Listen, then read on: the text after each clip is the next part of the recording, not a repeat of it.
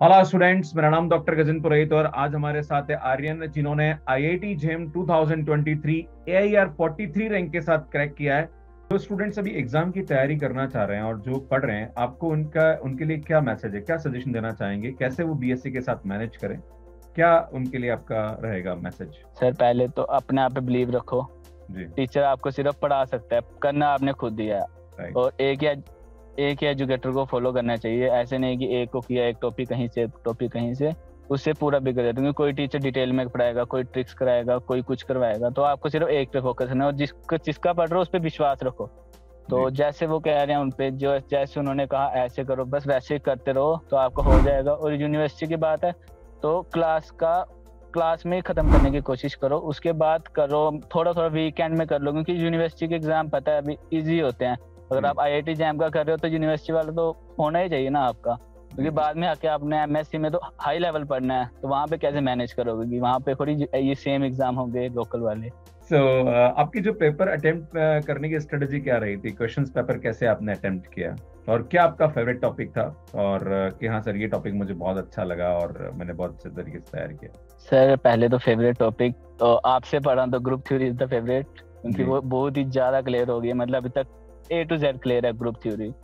तो उसके linear algebra group theory best topic थे। और पेपर की मैंने एनएटी सेक्शन पहले अटेम्प्ट करने का सोचा था कि 50 मिनट्स तक अगर मेरे 15 क्वेश्चन भी हो गए उधर, तो मैं 10 मिनट एक्सटेंड करके वो खत्म करूंगा, फिर से वहां नहीं आऊंगा।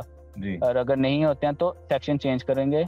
तो उसके बाद next 1 our and 20 minutes MCQ section में, और एमएसक्यू में लास्ट 30 मिनट्स। और लास्ट के जो 10 मिनट्स होते हैं वो तब कुछ नहीं करना। मतलब कैलकुलेटिव कोई क्वेश्चन है तो कैलकुलेशन कर लो, नहीं तो तब आप पैनिक में हमेशा गलती करोगे। तो उस टाइम के लिए कुछ नहीं, बाकी ऐसे 45 40 to 50।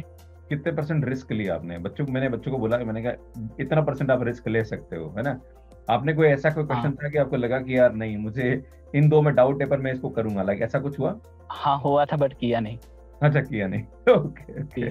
आज हमारे साथ है ऋषभ गुप्ता, जिन्होंने आईआईटी जेम 2023 एआई 49, मतलब उनका जो रैंक रहा है वो 49 रहा है और 64 मार्क्स आए और आपका फर्स्ट अटेम्प्ट है और आपने आईआईटी जेम बहुत अच्छी रैंक के साथ क्लियर किया है। So welcome to this at talk. Next question यहाँ पे ये कि जो स्टडी मटेरियल होता है, कहीं ना कहीं बच्चा बड़ा कंफ्यूज होता है इसको लेके, क्योंकि आजकल इतने प्लेटफॉर्म्स आ चुके हैं, हर कोई मतलब कुछ ना कुछ कंटेंट दे रहा है, तो ज्यादा जो और कंटेंट भी होता है कहीं ना कहीं कंफ्यूजन पैदा करता है। तो आपका क्या, आपने कंटेंट फॉलो किया और लाइक क्या स्ट्रेटजी रही आपको स्टडी मटेरियल को लेके? सर, मेरा सेकेंड ईयर होने के बाद हमारे कॉलेज के प्रोफेसर थे, उन्होंने कहा था कि तुम आईआईटी की प्रिपरेशन करो, तुम्हारा हो जाएगा, जेएम की प्रिपरेशन करो।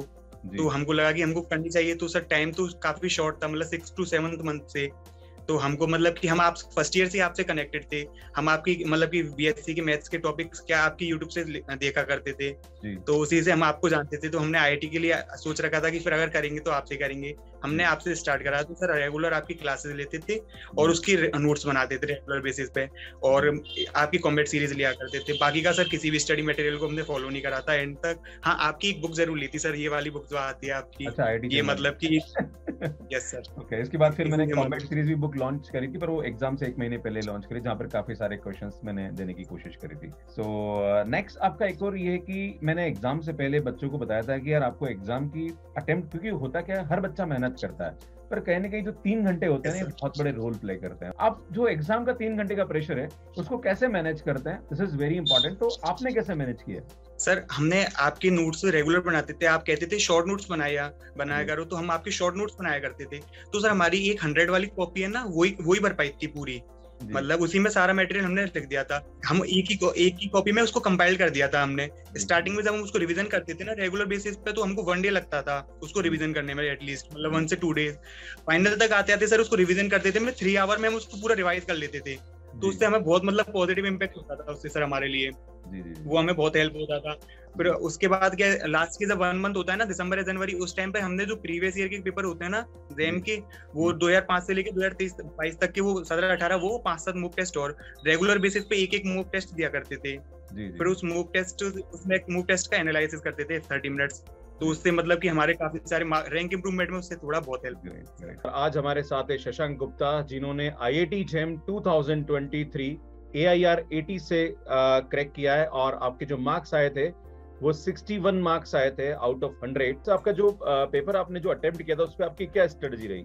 सर पेपर अटेम्प्टिंग स्ट्रेटजी में सबसे पहले तो मैंने ये सोचा कि क्वेश्चंस जो इजी हैं उनको बनाना है। पहले 10 क्वेश्चंस को देखते ही जो सॉल्व हो रहे हैं केवल उनको करना है। जो लग रहा है बड़े भी अगर देखने में डरावने भी लग रहे हैं तो छोड़ देना है तुरंत, क्योंकि अगर शुरुआत में फंस गए तो पूरा पेपर खराब हो जाता है। ये मैंने भी बच्चों को स्ट्रेटजी बताई थी जब मैं पढ़ा रहा था, तो मैंने उनको बोला था कि अब यही फॉलो करना है। जी। फिर उसके बाद मैंने सबसे पहले इसको किया, फिर फर्स्ट सेक्शन किया जिसमें 30 क्वेश्चन थे। फिर एनएटी किया मैंने।